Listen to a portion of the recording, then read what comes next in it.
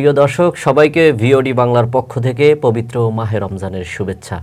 আপনারা জেনে থাকেন ভিওডি বাংলায় প্রতিদিন আমরা যে মতামত নিয়ে থাকি, নারী সংরক্ষিত আসনের সংসদ সদস্য প্রার্থীদের, সেই ধারাবাহিকতায় আজকে আমাদের সাথে যুক্ত হয়েছেন নরসিংদী জেলা মহিলা দলের সাধারণ সম্পাদক সালমা আক্তার স্বপ্না আহমেদ।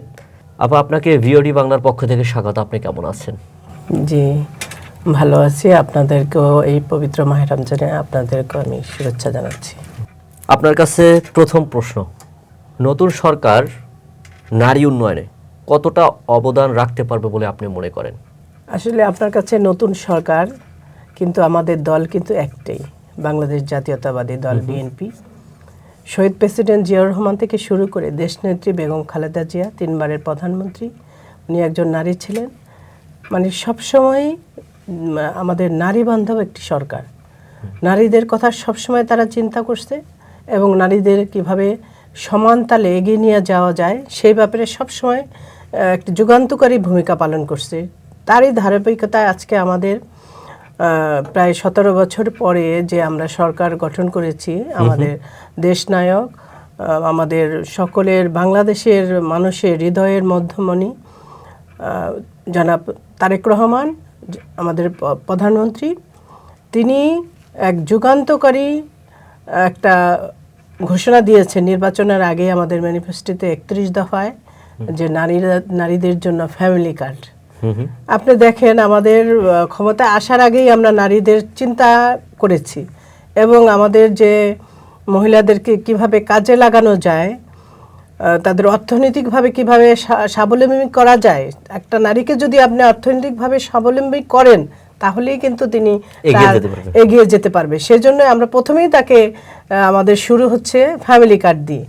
তো ফ্যামিলি কার্ড ছাড়াও নারীদের জন্য সব ক্ষেত্রে, এই যে আপনি বলেছেন যে আগে যে আমাদের প্রাইমারি শিক্ষা ব্যবস্থায় যে শিক্ষক ছিলেন তাদের কিন্তু নারীদের জন্য কোটা একটা ব্যবস্থা ছিল, আমরা করেছিলাম, কিন্তু পরে সেটা বিগত সরকার বাতিল করে, কিন্তু এটা কিন্তু আবার চালু হবে। এবং সকল ক্ষেত্রে নারীর, আপনার নেতৃত্বের ক্ষেত্রে, তারপরে আপনার অফিসে, আদালতে, যেখানে যাবেন সব ক্ষেত্রে নারীদের অগ্রাধিকার কিন্তু আমাদের দলের প্রধান থেকে শুরু।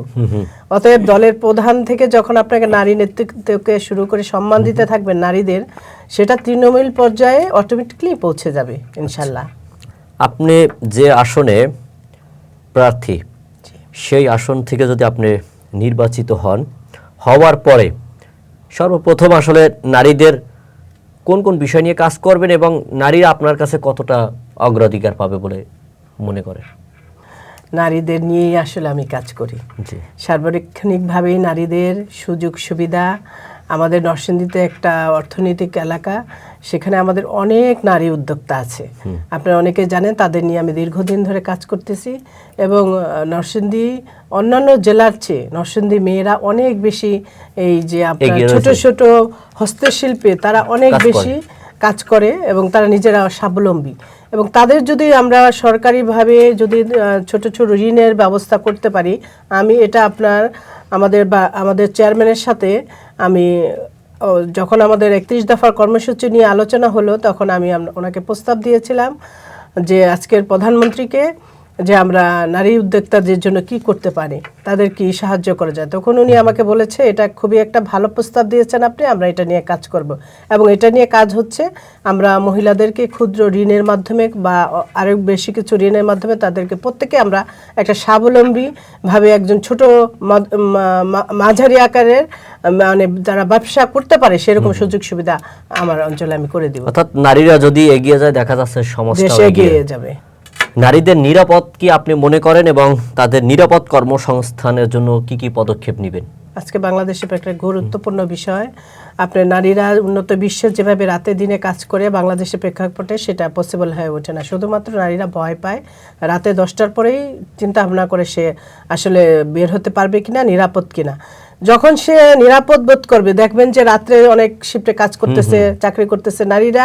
এখন আমাদের সরকারের প্রধান কাজই হচ্ছে যে নারীরা যাতে ঘরে বসে না থাকে, এবং অনেকে হচ্ছে সংসার সামলানোর জন্য তার চাকরি ছেড়ে দিতে হয়, রাজনীতি ছেড়ে দিতে হয়। কিন্তু আমাদের 31 দফার মধ্যে এটা উল্লেখ আছে যে মেয়েরা যাতে মানে কাজের জন্য তার সংসার ছেড়ে, মানে তার সংসারের জন্য কাজ ছেড়ে দিতে না হয়।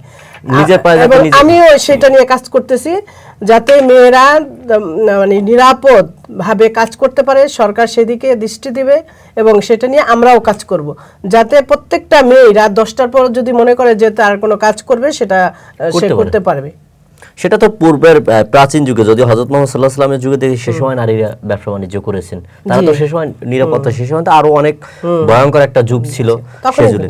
তবে আমাদের বাংলাদেশে দেখা যাচ্ছে যে আসলে আপনি মনে করেন কিনা যে নারীরা এখনো ঘরবন্দি?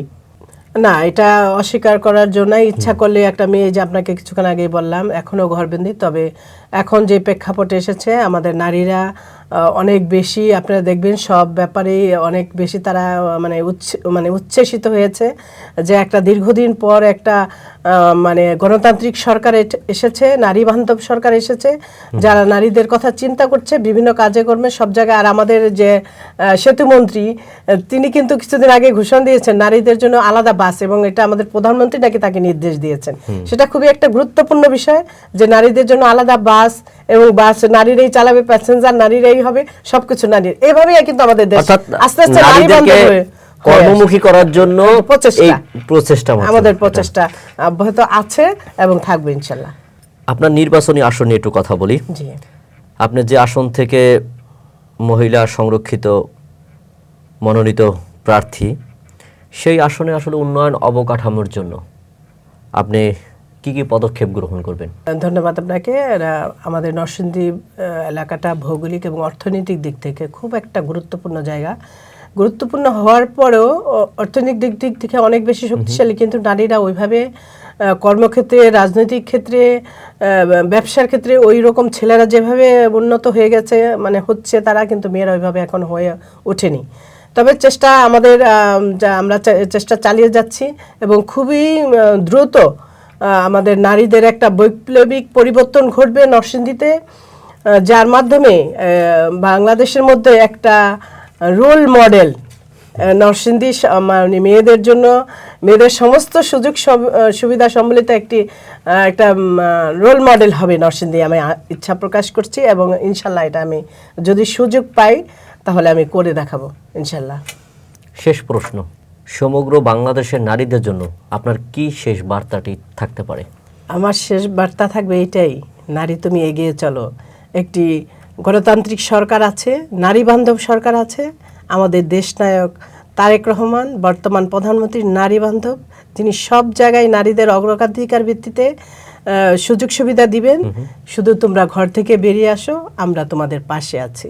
আপনাকে অসংখ্য ধন্যবাদ আমাদের সাথে যুক্ত হয়ে সময় দেওয়ার জন্য, এবং আজকের এই গুরুত্বপূর্ণ আলোচনা নিঃসন্দেহে দেশবাসীর উপকার, সেই সাথে আমরা মনে করি উপকার হবে নরসিংদী জেলারও মানুষের। প্রিয় দর্শক, পরবর্তী আয়োজন আপনাদেরকে আমন্ত্রণ জানিয়ে আজকের মতো বিদায় নিচ্ছি। উপস্থাপনায় ছিলাম আমি আলামিন তাহিদ। ভালো থাকবেন, সুন্দর থাকবেন, ভিওডি বাংলার সাথে থাকুন। আল্লাহ হাফেজ।